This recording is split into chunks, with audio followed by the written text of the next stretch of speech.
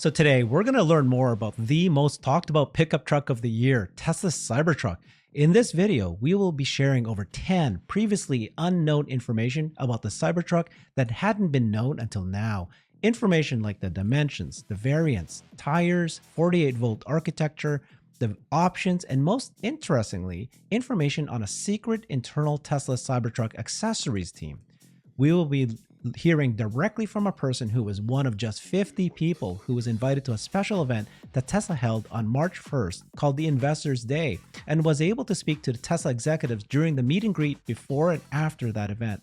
Love it or hate it, there's no denying that this truck has created quite the buzz since its unveiling. There are over 1.5 million reservations for the Cybertruck, with some saying by now it's possibly over 3 million.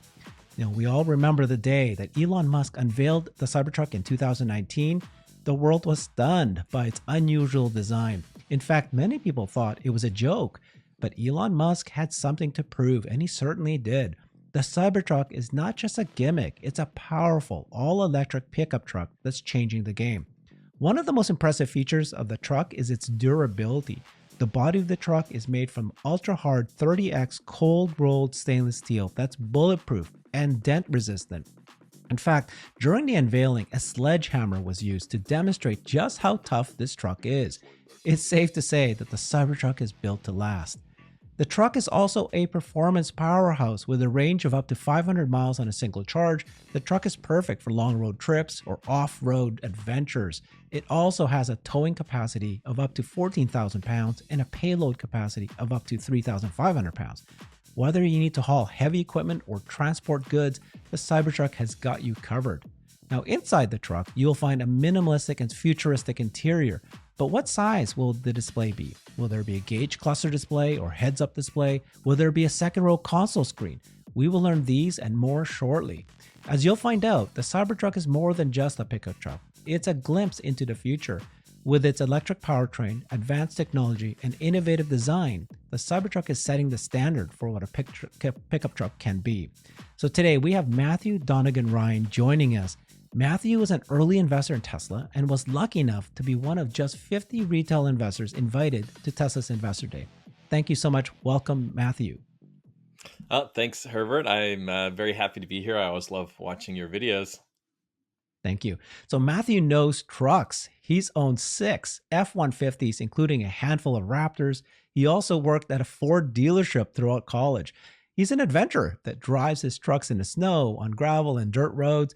He frequently tows boats and trailers. Now, with that experience, he's well suited to compare the Cybertruck to the F-150, which is currently America's best-selling vehicle. Matthew also has a YouTube channel, which you should check out under his name @MatthewDR. All right, Matthew, please help me and my audience get brighter about Cybertruck.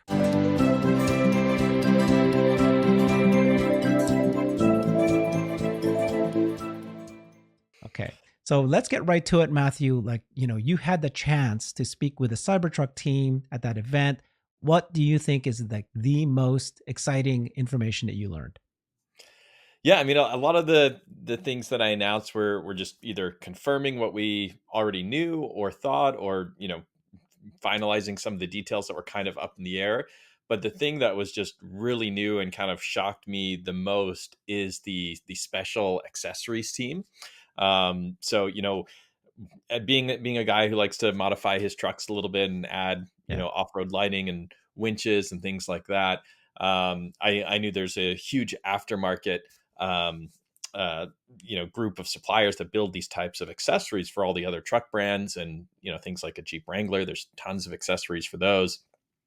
And Tesla's known for making everything as simple as possible, narrowing down the number of options that are available on their vehicles, eliminating parts, trying to reduce service as much as possible. So I really didn't expect Tesla to be making their own accessories. So when I was talking to the Cybertruck team, it kind of came up where I was asking them about the bumpers. So when the truck was revealed, it had these black steel bumpers, really heavy duty bumpers.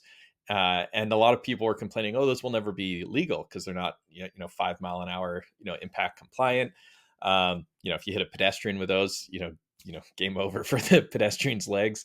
So I'd ask them about that. Oh, are these the plastic cladding bumpers, are they going to be easy to remove so people can add aftermarket ones?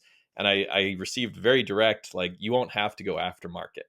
This is an accessory they will offer directly from Tesla. So I was kind of shocked at that, and that led to more discussions about lighting and a winch, which they brought up, like, hey, this is the first vehicle that has 48-volt architecture. All of the manufacturers that build parts for the OEMs, the legacy OEMs, all of those electrical parts are 12-volt architecture, and so they're not compatible with 48-volt. It's a good bit of work to kind of convert down, use an inverter and then a transformer and then another inverter to go from 48 to 12 volts. So they decided to build these accessories internally. So it was super exciting because there's going to be a ton of accessories out there, and for consumers to buy, and then also from a shareholder's perspective, I'm sure the margins on these will be incredibly high. Do you think that these accessories is not just going to be, improving the look? So I think you kind of hinted maybe there's going to be lights, there's going to be bumpers and side skirts and so forth. But could there also be things like camping gear? Do you think that they'll actually go towards that model? And what are the other things, like you said, for off-roading, or I think you even said Baja racing? What would they Yeah, what yeah. I would mean, they they give they you to be essentially able to do said that? there's kind of three groups that they're targeting, three types of active Really? people they're targeting. So one Yeah. is people who want to go camping with the vehicle. One is people who want to go off roading, and three is Wow. they're going to have racing accessories. So for people who want to go do Baja racing or other kinds of racing, there will be accessories for those. Wow. Okay. What other accessories can you think of at this point? I want to come back to this topic at the end because I want to Yeah. brainstorm a little bit more. But hit me with some more things that you think that could be fun accessories or expensive. Right? You also mentioned that this is you found this to be similar to what Apple's doing. Sell a hardware, but then make money on these accessories like the Apple Watch Band, or even the EarPods and so forth. Yeah, it's funny. I'm looking at my desk here. I've got like three different Apple Watch bands where this piece of plastic costs $50, this piece of metal costs $100, and you've got to think Yeah. the cost on those. Here's another one, a leather one. This was, I think, $200. Um, Yes. the cost on those, you're talking single digit dollars, and Apple is just selling those for a massive massive markup. I got direct confirmation. Tesla will offer a steel bumper. They will offer a winch. They will offer off-road lights. Winch. um, Yeah. Margins on those are going to be crazy. If you look at a light bar that's the width of your truck, if you buy it from one of the higher quality companies, like say Rigid Industries is made in America light bar, a light bar for a truck could easily be $1,500. If you Mhm. buy kind of the same specs but a lower quality construction from Alibaba or something, you're talking $100 or $200. So that's got to be close to the cost of the actual componentry.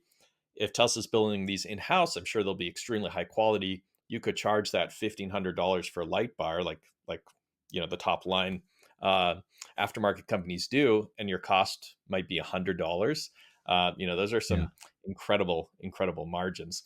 Similar thing for a winch. You can buy a worn winch, and we talked about winches specifically. You can take essentially any off the shelf winch, remove the large 12-volt motor. You can swap it out with a 48-volt motor, which is much more compact. Will have the same power but a much more compact size, and sell that. And again, if a winch is $1,000, I think a lot of people would buy it, especially if it's plug and play. I've installed quite a few winches on my trucks, and you have to hardwire them to the battery, you have to wire them to a Mhm. switch, you have to make sure nothing's going to short out. You also have to make sure the winch is properly attached to the frame. So it takes a good bit of work. You need some experience, or you need to pay somebody to do it for you. I imagine the Tesla accessories, when you buy them from the website, probably include installation, or it's something you can install it on your own. But I know I purchased accessories for my cars from the website, and then a mobile tech shows up from Tesla a couple days later and delivers Mhm. the accessory, installs it in my car, and is gone in 20 minutes. Mhm. I could see them installing something like a steel bumper and a winch in 1 hour of labor, where if you were to buy that yourself, it's going to take you all weekend to probably install it yourself, or you're going to have to pay a shop for half a day or Mhm. maybe even a full day of labor to do it. Well, there's tremendous potential, right? If they can just do at the minimum what the other trucks are doing, the F-150, the accessories, of course. But if this thing's about utility and if they design this in a certain way, they possibly can do a lot more than that. This can become an entire ecosystem and just have tremendous utility. So let's come back to that. Let's brainstorm. Let's get right to the information that you learned that hadn't been known beforehand. One of them was dimensions. People are always wondering about the dimensions. You were there and somehow you actually measured it. So let's go up and show up the table here and tell me what you learned about, the width and the length, and what did they had to, give up for what the benefits are. But what did they have to give up for that? Yeah, yeah, certainly. So when the prototype came out in 2019, it was a very substantial truck. The staff at the Gigafactory told me, this vehicle is about 5% smaller. I don't know if it's quite that much, but that's just kind of what the staff were saying.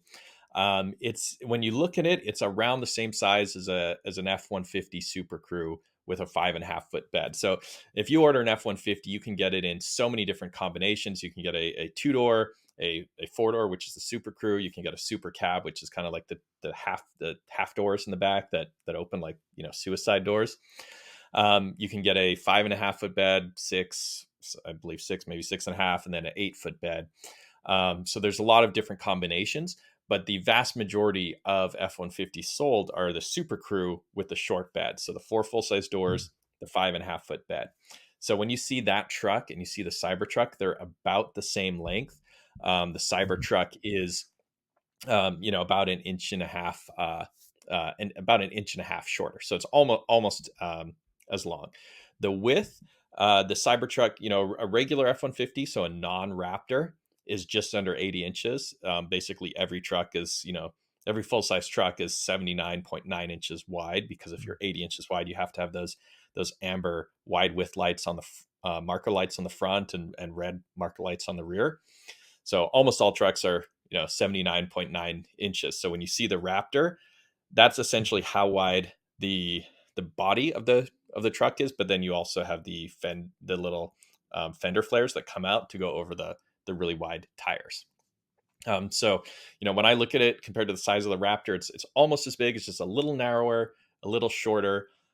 Because it has variable height suspension. I mm, didn't measure the height, but I believe the height setting that this was in, which I'm guessing is kind of the mid setting, is probably a little shorter than a Raptor.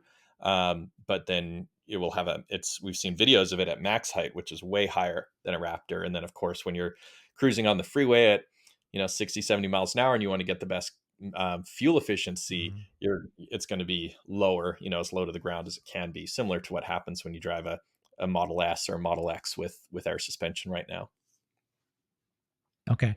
So my understanding from you was that it's just a little bit shorter, a little bit narrower, just a bit, like an inch or an inch and a half, but its bed length is 6 inches longer, right? So they let go of they're taking advantage of the bed length.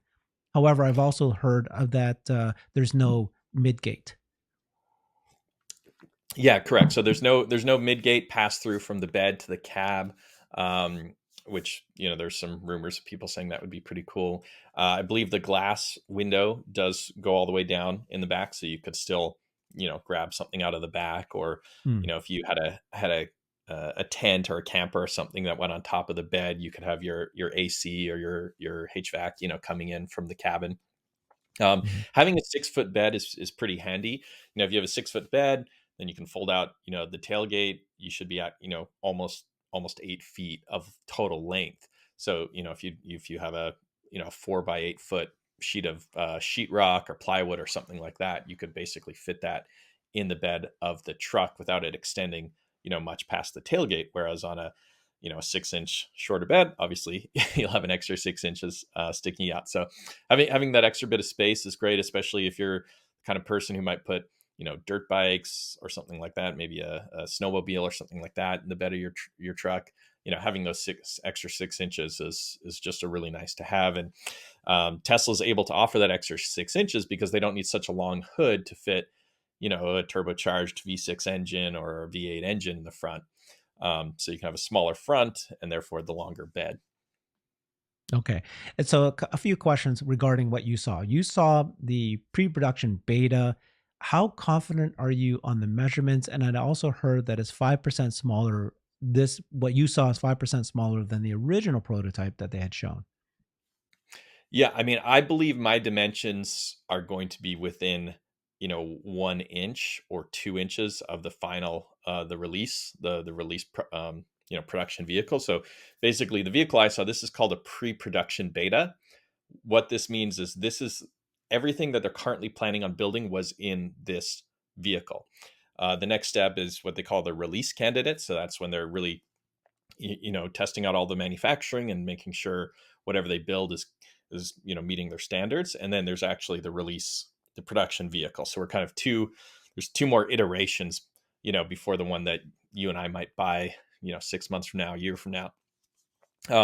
I don't think the bed length, I know I'm within a half an inch or a quarter inch of the exact measurements because I was actually told the exact measure. I measured them as well as I was told the measurements. So I know those are essentially exact. I gave myself like a 2 inch leeway on the length and the width. I imagine I'm probably closer to half an inch or an inch, and I'm very confident on those measurements. Okay. We're going to review all the incredible features that Cybertruck has, but maybe let's go right away with the things that I've been hearing that some people are saying that is maybe concerning a little bit, right? So, number one, we talked about that it doesn't have a midgate. Some people are concerned about that. Can you talk a little bit about the fact that it doesn't have a midgate? What's your consideration about Yeah, that? I mean, I've owned a bunch of F-150s. F-150s have never had a midgate that opens. It's not something that really bothers me. General Motors, they've had a opening midgate in the early 2000s. They had like a Cadillac, like it was their Escalade EXT truck had a midgate, and there's like a Chevy Avalanche or something that had a midgate. It would be interesting if they had, if those were Teslas back in the day, and then they could just look at the computer and see if people actually open those. I don't Mm, know how often people actually use those. If you have a nice truck, I don't know if you're going to be folding down the midgate to create a 8 foot bed so you can fill it up with, rocks or dirt or something like mm, that. It would be nice for camping, but as far as a work vehicle, I don't know how necessary that is. Not having the fold down midgate, there's a bunch of advantages to that. Obviously, less parts, quieter. It's more rigid. So if you're going to be doing some Baja racing, you need a really rigid truck. So you don't, you want that extra rigidity. mhm. If Elon's tweeted a couple times, like the Cybertruck will float. If that's true, and this does float, obviously you want the as few openings as possible into the vehicle. That's just another place that water could get in. So there's a lot of reasons why you wouldn't want a midgate. I think there's going to be a few people who really, really want a midgate, and that's a deal breaker for them. But I'd say the vast Mhm. majority of owners would Mhm. never actually fold it down. So I don't think it's that big of a Okay. deal. Let's talk about the cyber boat or the truck as a boat later again. That's a very intriguing. So that's your comment about the midgate. The second thing that people are just looking at and concerned about, you kind of released information that the hood, the frunk, will open like a Model X, you say, and the front bumper and grill does not open like the F-150. And the F-150 Lightning has this pretty spacious frunk, and then we're hearing now that the Frunk is not as good as the F-150. So what do you think about that trade-off? Bigger bed, smaller Frunk. Yeah, I mean, I really like the frunk on the F-150. The way it opens up and that front kind of grill area also opens, makes it easier to load. My wife's a lot shorter than me, so I'm sure she would appreciate something like that. Um, it doesn't bother me too much. We have a bunch of Teslas, and the frunk is basically where we store things that we don't use that often. So like we keep our hiking boots there in case we just have like a sporadic hike. But anything that we're using a lot, we're not really putting in the frunk. So sure, it would be nice to have. Again, same kind of benefits you have without having a midgate, extra rigidity, less places for water intrusion, less moving parts. There's also a bunch of benefits of not having one. I think in general, Tesla just wants to have the simplest vehicle they can, and it's just an area that doesn't need to open. If you look at an ICE F-150, when you open Mhm. up the hood, Yeah. you Yeah. do have the Yeah. front open up as well. So that's how those vehicles Yeah. have always opened. Teslas have always just been the hood. So they're both Ford and Tesla are just kind of sticking with their long-term design language on that one. Okay. And then the final thing that I've been hearing is not as good would be the 5 seats. Some people were expecting 6 seats. And the 5 seats, because you have, well, now there's a permanent console at the middle, at the front. And then we heard Omar from Holmar's blog saying that one of the reasons they had to do that were for safety reasons, because if you have the screen, the screen in the front, the digital screen in front, then you can't have airbags coming out for the middle seat. But a lot of people were hoping that this could fit 6 people. What's your comment on that? Yeah, I mean, I would certainly prefer a six-person Cybertruck. In the past, I did own one of the original, the second generation F-150 Lightnings, which was a two-door short bed truck that had 3 seats in the front, and it was really cool having the third seat. My wife would sit beside me in the middle sometimes, or if it was the two of us, we could pick up one more person. So I definitely liked having it. That vehicle didn't have an airbag in the middle, so obviously that wouldn't be legal anymore. I understand what Omar's saying about the airbag, but it's very easy to put an airbag lower that when it pops out, it would push the screen backwards. If you think about the way an airbag works right now on a steering wheel or even on the dash, there's a cover over it, and the cover comes up and the airbag comes out. So if you're like where you tap on your horn, that plastic piece pops up. I'm sure the same thing could happen with the screen. If you push the bottom of the screen, it's not going to push the top towards the passenger. It's going to make the bottom of the screen flip up. So I'm that's a problem that I think would be very easy for Tesla engineers to maneuver around. I Mm-hmm. think if they really wanted to have a 6 seat, they could figure out the safety. I was specifically told by the Tesla Cybertruck staff this vehicle is about 5% narrower than the prototype, so it's Right. not so we can't fit the center seat. It would be too narrow. So going by what I was told directly by Tesla staff, it's not a safety thing, it's a size thing. Okay, good. So we just covered 3 things that some people are concerned about, but you tell me I think you mentioned something that you question you had asked the team about how it compares to the competitors, and what did they say? Yeah, so I posed this to two, very very high ranking people at Tesla, saying, there's a lot of cool trucks out there. On the EV side, you have the Rivian, the Lightning, the Hummer EV. On the ICE side, obviously the Ford Raptor is a great truck, and the Ram TRX is a great truck, and things like that. If there's one feature on one of those vehicles that you could have put on the Cybertruck but didn't, like what would that feature be? What would you really like to see Mm-hmm. added? I asked this to two different, Tesla executives, two people your Tesla fans will be used to seeing on stage, and they both said nothing. They said there's no feature that we saw in those vehicles that we wished we included on the Cybertruck. They said they fully benchmarked all those vehicles. They had them. They took them all apart. They used them. There's essentially nothing lacking that they wanted to include, and I believe them. They seem Wonderful. super genuine about this. Yeah. I bet you there's things we might not know yet, right? Because Elon has said that this is going to be the greatest product that Tesla's made, and it's going to be the most technologically advanced product. So I wonder if the accessories or some other things that they haven't revealed yet, but you found quite a bit. So let's go through the other things that you did find. So tell me about the motors. What did you learn about the variants that they're going to be offering? Yeah, so in 2019, when the vehicle was unveiled, they said there's going to be three options: a single, dual, and tri-motor. I was told specifically there's just going to be two versions. So there's going to be the dual motor, which will be the base model or the long range, or what we're not sure what they're going to call it. Then there's going to be a higher tier model. I don't know what it's going to be called. Just been calling it the performance. And I asked staff. I said, "Oh well, originally this was planned to be a tri-motor. 2 years ago or a year and a half, I think December of 2021, Elon tweeted we're going to do quad motor." So I asked them, why did you switch to a quad motor? And the response was, well, I wouldn't be too sure that it's going to be a quad motor. You Hmm. know, it just, I took it as it's not going to be a quad motor. Like it seemed pretty big hint that it wasn't going to be a quad motor. Keep in mind, I spent probably close to an hour talking Cybertruck with these people. They're being very upfront, so I don't think they were trying to mislead me. So I think it's going to be a tri-motor. I wouldn't be surprised if it has the same powertrain as a Plaid. It will have two rear motors. Those are your torque motors. I imagine they'll be hairpin motors, which are about 30% more efficient than the wound motor. I imagine the front motor is going to be a wound motor. That will maximize efficiency. It will maximize range.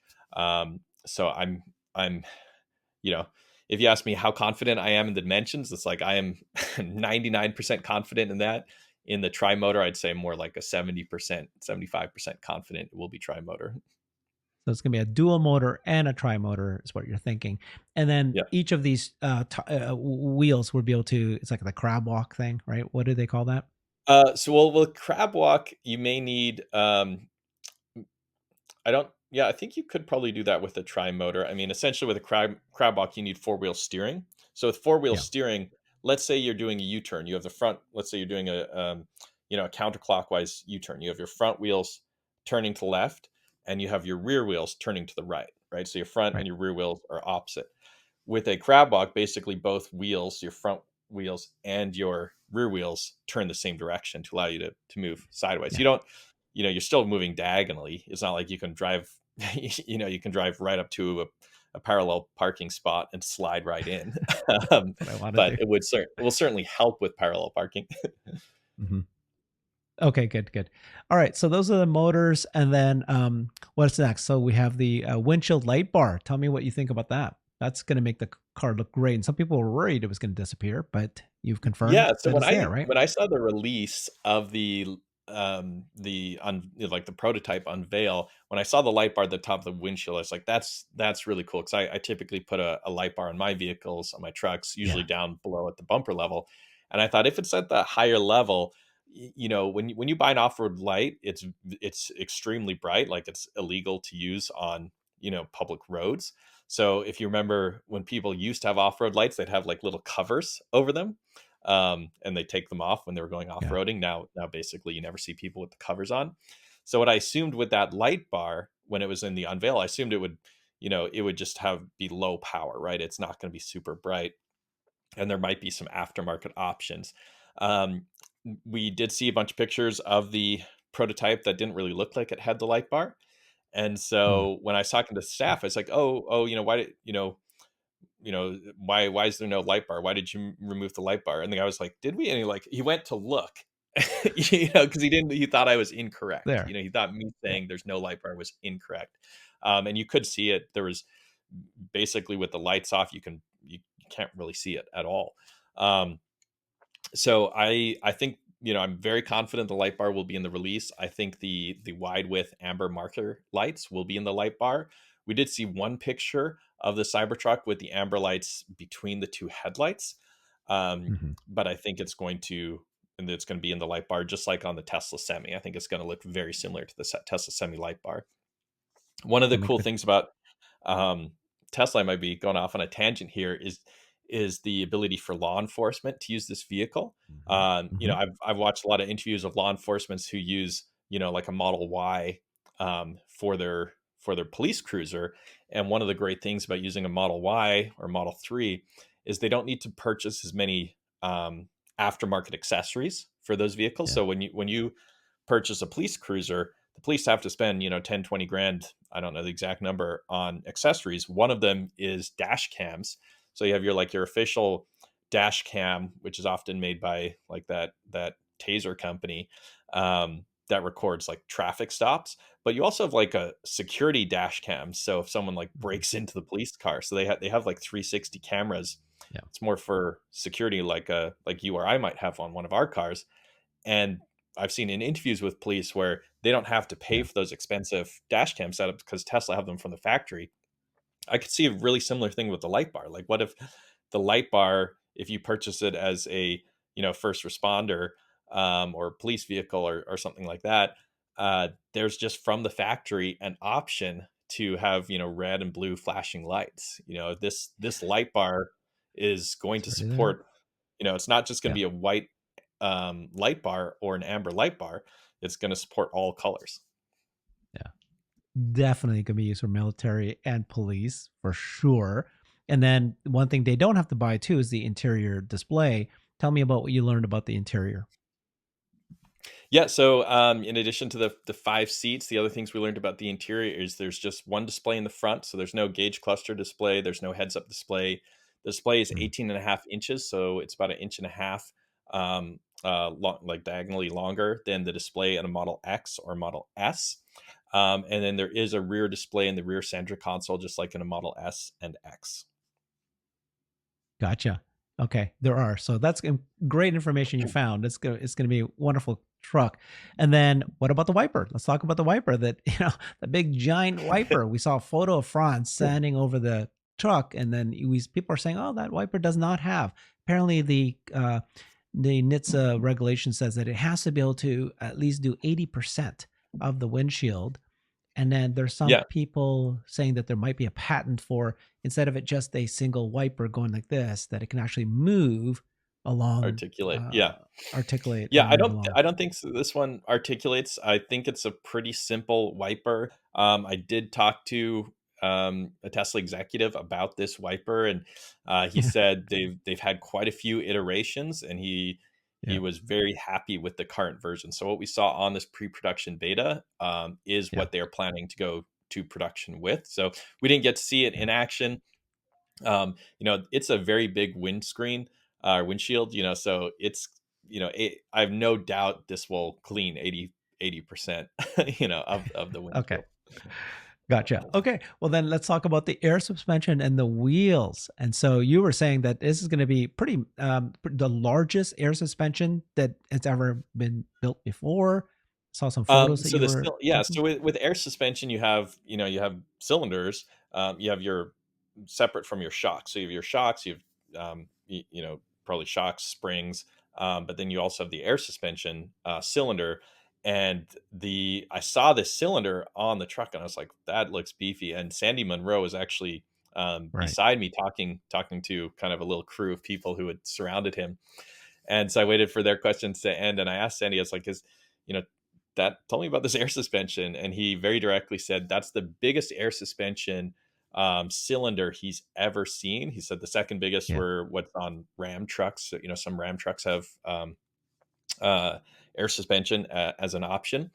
So he said this was by far the beefiest suspension he's ever seen. In my Twitter thread, I did show a picture of kind of the underside of the suspension as well. So I talked to the Tesla, Cybertruck staff about this, about the air suspension.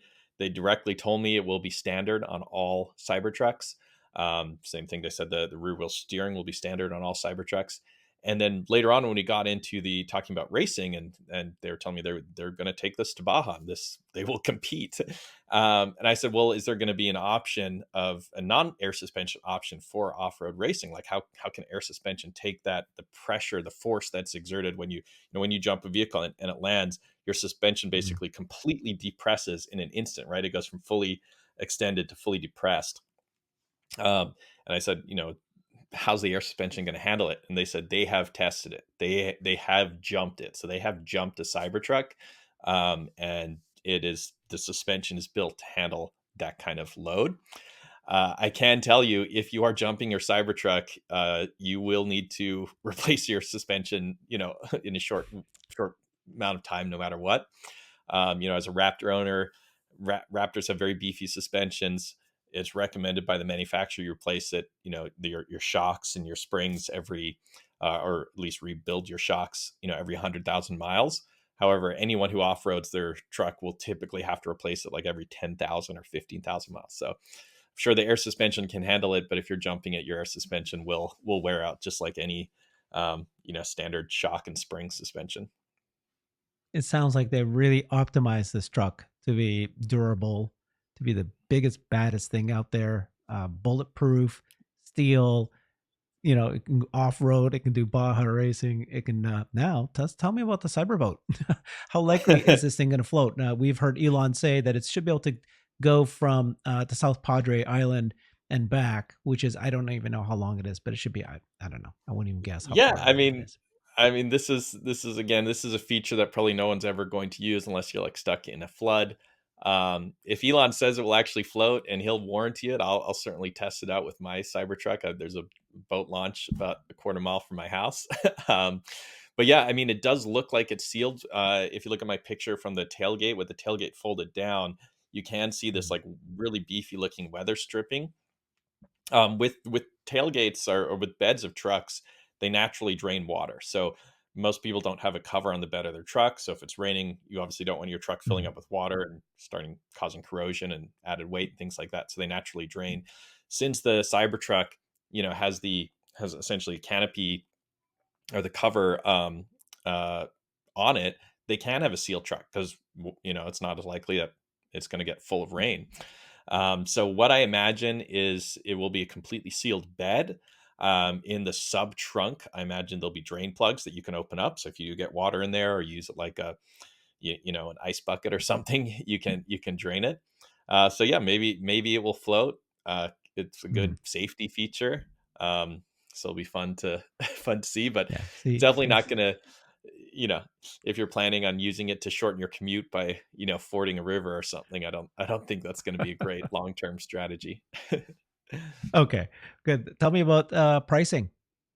What's your Yeah, so guessing on pricing? so what I had asked, if you look at, price of a Rivian or a Hummer EV, and this car will absolutely blow, those vehicles out of the water.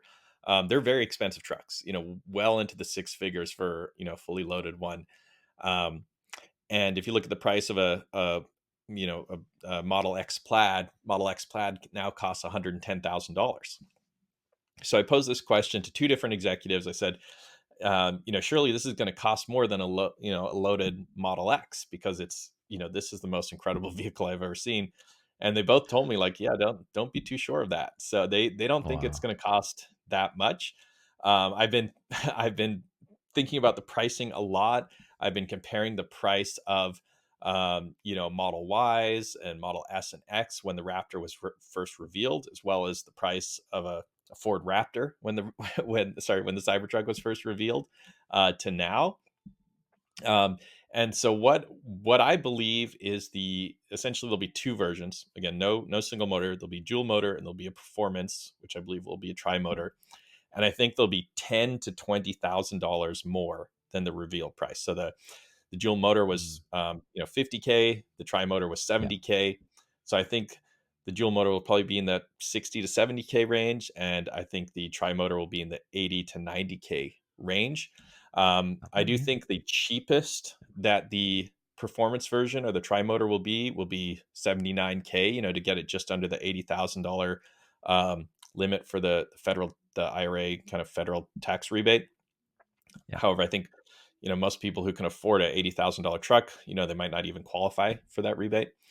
And then the max price that I think the performance version will be is 110,000. But I think Nice. it might not be 80 to 90,000 at release, but maybe once its production is scaled up, it will be 80 to 90,000. The thing is, there's so much pent up demand for this vehicle.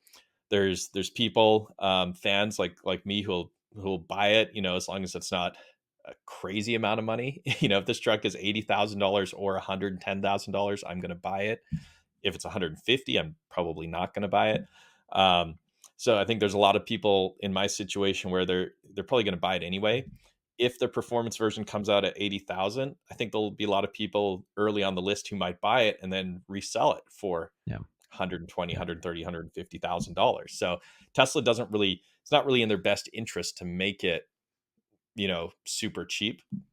It's a similar thing that happened with the refresh Model S and the Model X. Those Yeah. vehicles were quite a bit more expensive when they first came out.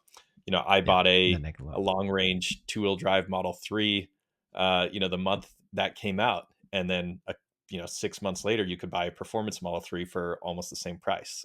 So it's just, if you want to be the early adopter, I'm sure you're going to pay a little bit more, and I imagine once production has scaled up, the prices will come down to like 10,000, Yeah. maybe 20,000 above the reveal pricing. Yeah, it's shocking that One you, yeah. can I just say one more thing about pricing? I looked back at a 2019 Ford Raptor. You could get a base model Super Crew Ford Raptor for about 49 or $50,000 if you had no options, or maybe even, Mm-hmm. 55, 60 if you had some options. And then they maxed out at like 68, $70,000. That was their max price. Okay. Today, Yeah. if you want a Ford Raptor, the base Hmm. price is 79 or 77 or $78,000, but Yeah. it's basically 80,000 once you put in delivery. And Yeah. then they max out without adding options, just the top trim is 111,000. So, the Raptor has gone way up in cost, essentially 50% increase in cost since the Yeah. Cybertruck came out. So the fact that Cybertruck's going to be a little bit more expensive is not unexpected. Comparatively to the competitors, they just need to be better Yeah. than them, both technical utility wise, but also pricing.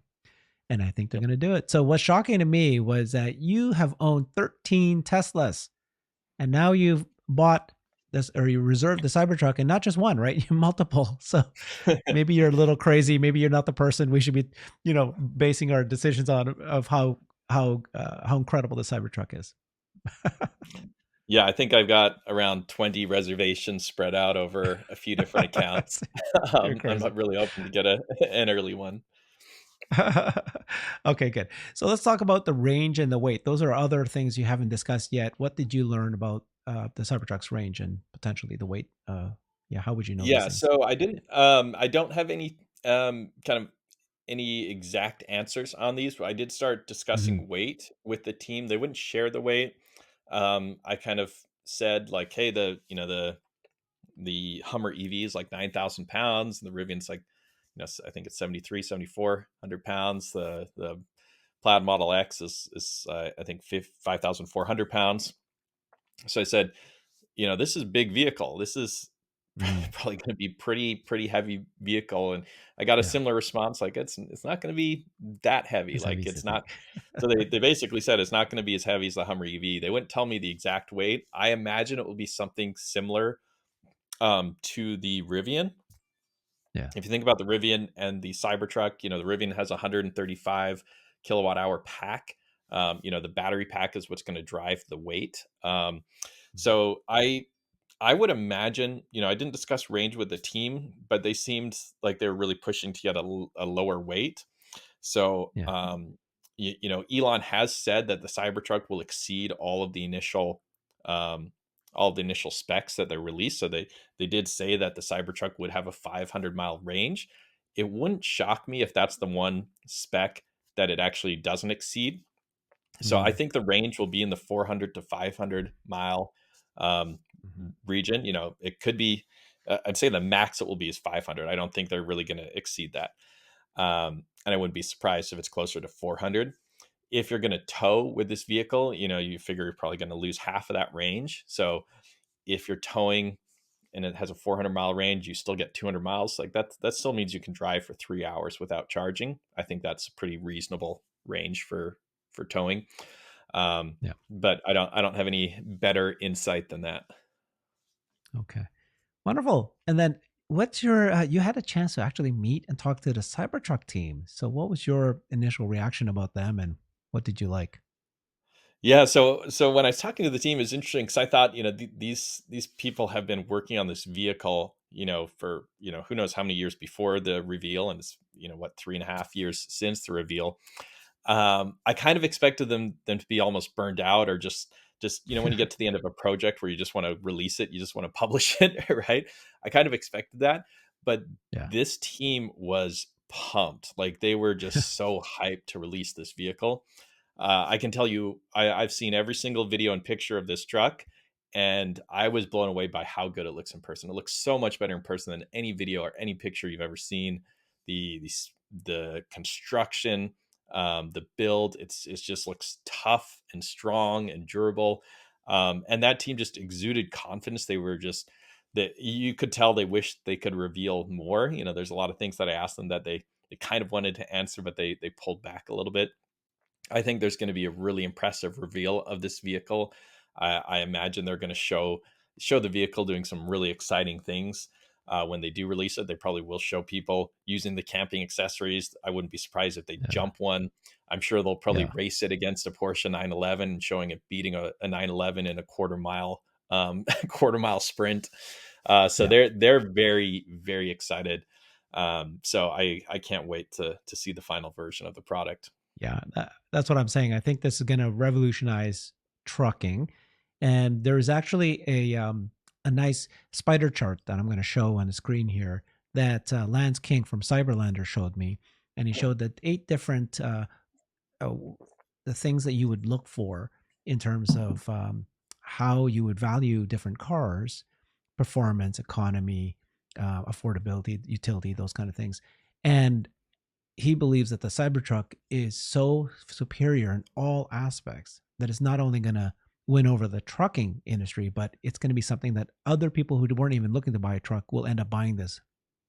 Um, so we'll see. And then I Yeah. do think there's going to be a tremendous amount of utility, and they're going to show off with the accessories team that you talked about earlier, all the things that this truck can now do and might be able to do. And if you can just show the breadth and width, it can really excite the consumer of what it can do for them.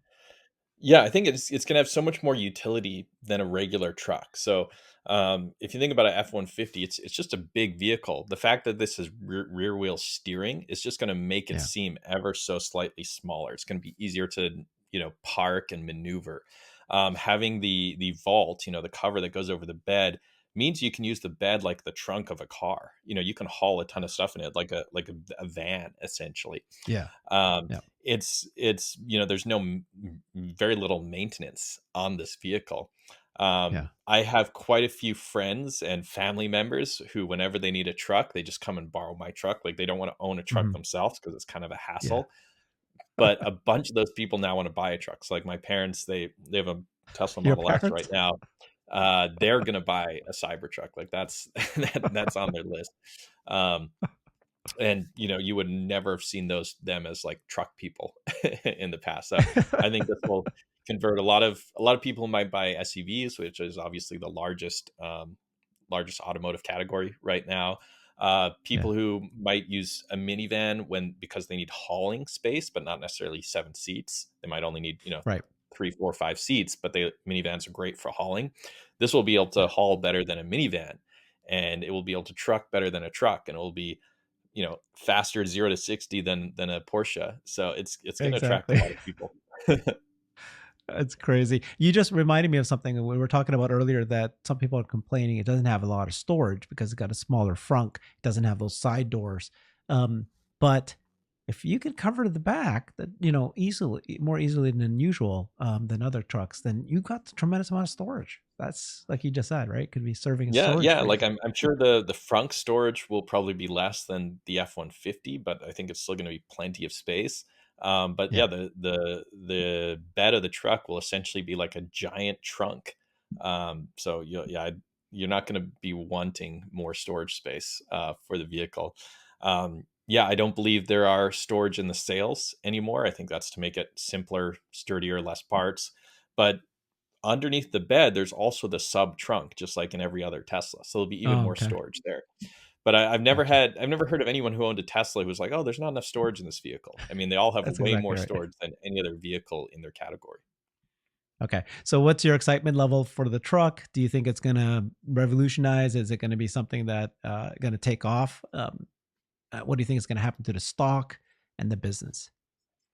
Yeah. So as far as the truck goes, until I saw the truck in person, I knew I was going to Mm, buy one, but I didn't feel like I needed the very first one. I did buy one of yeah. the very first Model 3s, and I've owned, I think, 4 Model 3s, and the first one I had a ton of problems with it, as it was one of the Mhm. first ones off the line. So I kind of said to myself, all right, I'm not doing that again. I'll wait till they've been building them for a year. Once I saw the truck in person, I was like, I'm not waiting a year. Like, I'm I I'm got buying this the day my configuration says, you can configure. I will buy it. I'll probably be refreshing every day once I hear someone someone else has been able to configure theirs. So my excitement is max, I would say. As far as the stock goes, I don't think it'll have Yeah. much of an impact initially because it is going to be low volume. I think for this year, I'd say the over under on how many they'll produce and sell is probably going to be in the low thousands. Maybe a couple Mhm. thousand, 5,000 or so trucks. I imagine it will scale pretty quickly. Maybe they'll build 100,000 in 2024, but then in 2025, I wouldn't be surprised if they're building, 250,000 of these things.